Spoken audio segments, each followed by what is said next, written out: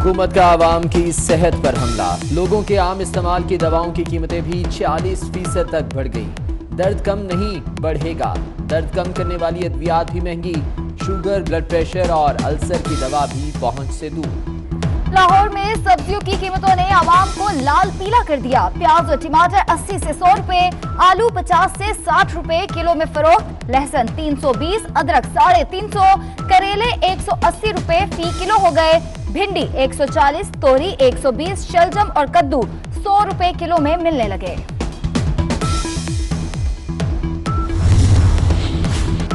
हुकूमत ने मसाजिद को 300 यूनिट तक मुफ्त बिजली फराहम करने की मुखालिफत कर दी। उलमाए किराम की बिजली चोरी पर फतवा की भी जरूरत नहीं। हुकूमत का मौक़िफ़, मसाजिद को बिजली मुफ्त फराहम की जाए। हुकूमती सेनेटर नोमान वजीर का मुतालबा। हम ये चाहते हैं कि जो पहले 300 यूनिट जो होते हैं, जो छोटी मस्जिद है, जो 300 यूनिट उधर उसको आप फ्री बिजली दें और साथ ही साथ उनको कहें कि वो जो अपनी नमाज के अंदर या खुतबे के अंदर इसके बारे में बताएं कि अगर आप घर में चोरी की बिजली इस्तेमाल करते हैं तो उसके इस्लाम क्या है। खबरदार, कराची में पानी का बहरान 2022 से पहले खत्म नहीं होगा। 12 बरस बाद भी पानी के मंसूबे K4 के 3 में से एक फेज भी मुकम्मल ना हुआ। फिजिबिलिटी रिपोर्ट में संगीन गलतियों का इंकशाफ। गलत रूट मुंतखब करने पर कंसल्टेंट कंपनी तब्दील। मंसूबे की लागत 25 अरब से बढ़कर 100 अरब होने का खदशा। तहरीक इंसाफ सिंध की पार्लिमानी पार्टी में फूट पड़ गई। 30 अरकान पर मुश्तमिल पार्लिमानी ग्रुप 3 हिस्सों में तकसीम। ऑपोजिशन लीडर के कमरे में फिरदौस शमीम नकवी और हलीम आदिल शेख में गुज़िश्ता रोज हाथापाई, गालियों का तबादला भी हुआ। अरकान बीच बचाव कराते रहे।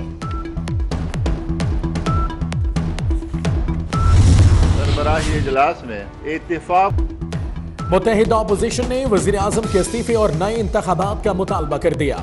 हुकूमत को चलता करेंगे, मजीद वक्त नहीं देंगे। अकरम दुरानी की राबर कमेटी के इजलास के बाद प्रेस कॉन्फ्रेंस। आजादी मार्च में शमूलियत का बाकायदा ऐलान नहीं हो सका।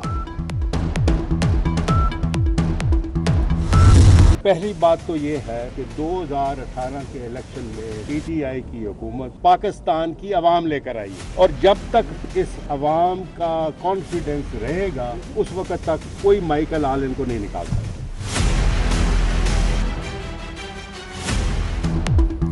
इस्लामाबाद आकर दिखाओ, खिलाड़ियों का मौलाना फजलुर रहमान को खुला चैलेंज।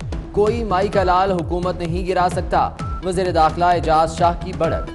मौलाना अपनी दुकानदारी चमकाने निकले हैं, फवाद चौधरी का तंज। JUI को रोक कर दिखाऊंगा, वज़ीर आला महमूद खान का दावा।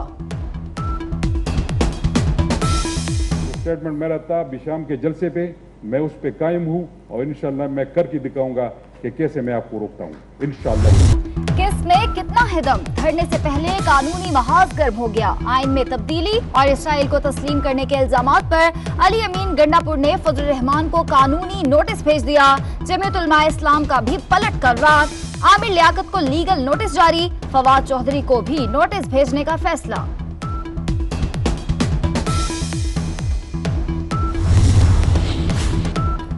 मौलाना को धरने से रोका जाए। आजादी मार्च और धरने के खिलाफ दरख्वास्त समाअत के लिए मुकर्रर। चीफ जस्टिस इस्लामाबाद हाईकोर्ट अतर मिनुल्लाह कल दरख्वास्त पर समाअत करेंगे।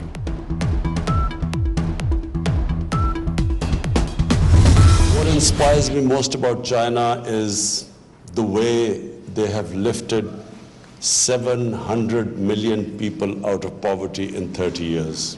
The other thing I've learned from China is the way China has tackled corruption. President Xi Jinping's, one of his biggest crusade has been against corruption. That some 400 people, ministerial level people in the last 5 years have been convicted on corruption and put behind jail. So I wish I could follow President Xi's example and put 500 corrupt people in Pakistan in jail.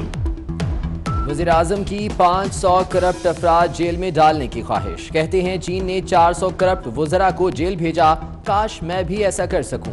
Pakistan में सरमायाकारी ना आने की बड़ी वजह corruption है। Beijing के great hall आमद पर शानदार इस्तकबाल। इमरान खान की चीनी हम मनसब से मुलाकात। आर्मी चीफ की चीन की अस्करी क़यादत से मुलाकातें। चीनी क़यादत ने कश्मीर पर पाकिस्तान के मौक़िफ़ को सराहा। जनरल कमर जावेद बाजवा ने कहा, भारत कश्मीर पर अक़वाम मुत्तहिदा की करारदादों का एहतराम करे। हम चाहते हैं कौम के वक़ार पर समझौता नहीं। चांद की तारीखें देने वाले फवाद चौधरी की अपनी तारीख पड़ गई। फवाद चौधरी नाअहली केस की समाअत कल होगी। विफाक के वजीर पर असासे छुपाने का इल्जाम है। सिंध असेंबली इजलास में चुटकुले ही चुटकुले। सीमा जिया की गैर मौजूदगी में खुर्रमशेर जमान बिन बताए खड़े हो गए। आप डॉक्टर सीमा जिया की तरह तो नहीं लगते। आगा सिराज दुरानी का खुर्रमशेर जमान पर जुमला। सर, आपका मकसद क्या है? खुर्रमशेर जमान का स्पीकर से मुकालमा। मैं आपको बताऊंगा जब बाहर चलेंगे। स्पीकर का जवाब।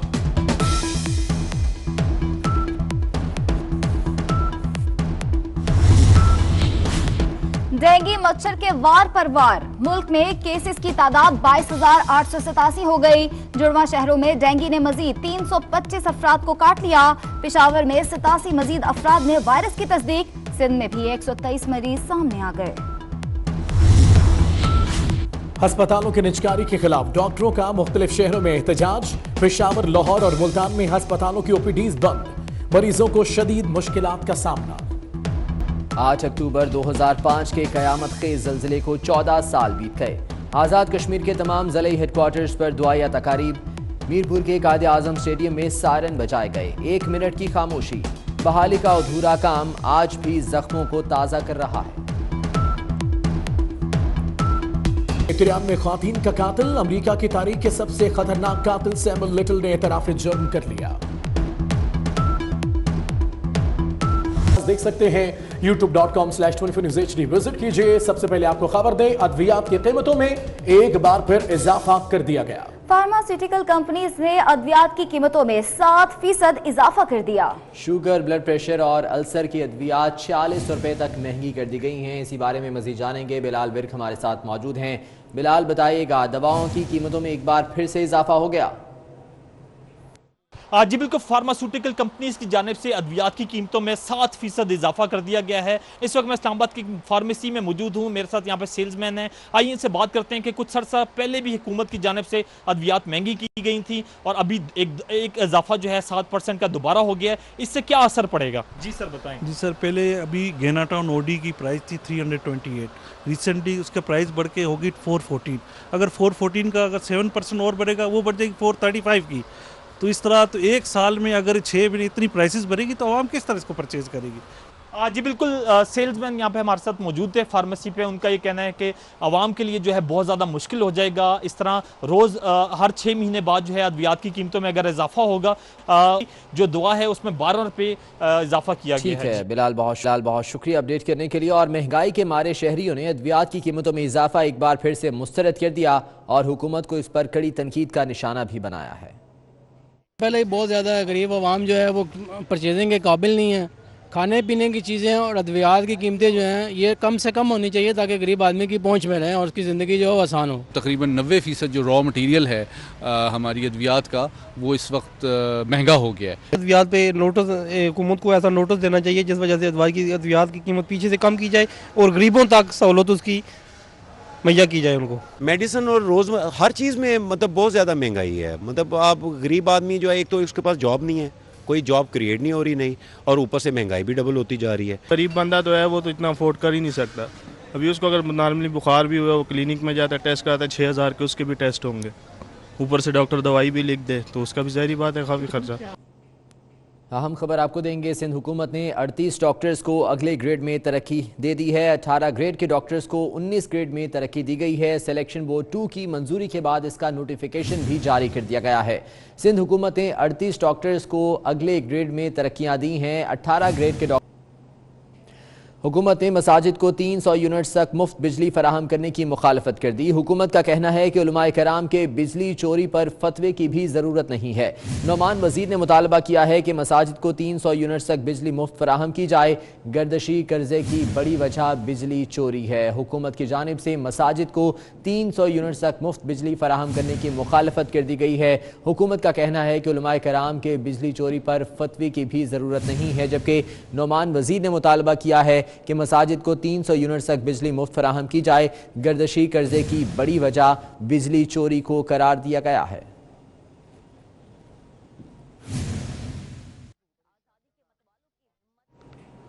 अवाम की अक्सरियत ने मस्जिदों को बिजली मुकम्मल फ्री देने का मुतालबा कर दिया है।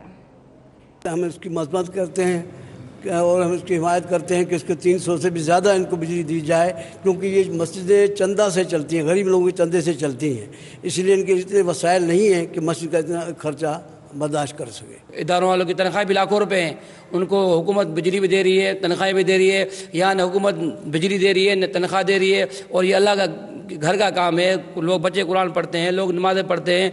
हुकूमत को चाहिए फिलफौर ऐलान करना चाहिए कि मस्जिदों को 300 यूनिट क्या आल फ्री करनी चाहिए। पाकिस्तान जैसे वज़ीर आज़म साहब ने कहा कि हम इस रियासत को मदीना की रियासत बनाएंगे, तो इस हिसाब से ये पहले इक़दाम था इनका, फ़ौरन इसको पास करना चाहिए था और इंशाअल्लाह मस्जिदों को 300 क्या आल फ्री यूनिट करने चाहिए। मस्जिदों के तमाम अखराजात हुकूमत अपने ज़िम्मे ले। हाँ बिल्कुल चाहिए, जेकी भी आए समूह फ्री में मिले, गरीब हर को नमाजी या नेक का हर को फ्री मिले। हुकूमत ने जो तजवीज़ मुस्तरद की है ये बहुत ही मजहबी हलकों की तरफ से तशवीश का इजहार किया जा रहा है, और अगर इस तजवीज़ को मान लिया जाता तो मजहबी हलकों की हिमायत और उनकी हमदर्दी हुकूमत के साथ होती। स्पीकर असद कैसर ने निजी टीवी से गुफ्तगू में कहा कि मौलाना में जाती अनाहत और बुग़्ज़ है। हुकूमत को मौलाना से बात करना चाहिए। इमरान खान और पार्लियामेंट धरना बर्दाश्त कर लेंगे, माइनस इमरान खान फार्मूला किसी भी तौर पर काबिल कबूल नहीं। मौलाना फजल रहमान अपने मैंडेट से हट कर बात कर रहे हैं, वो किसी पर मजहबी इल्ज़ामात नहीं लगा सकते। इस वक्त मुल्क के हालात ऐसे नहीं, सरहद और मईशत पर मुश्किल हालात हैं। ऐसे वक्त में मार्च मुल्क की खिदमत नहीं, लोग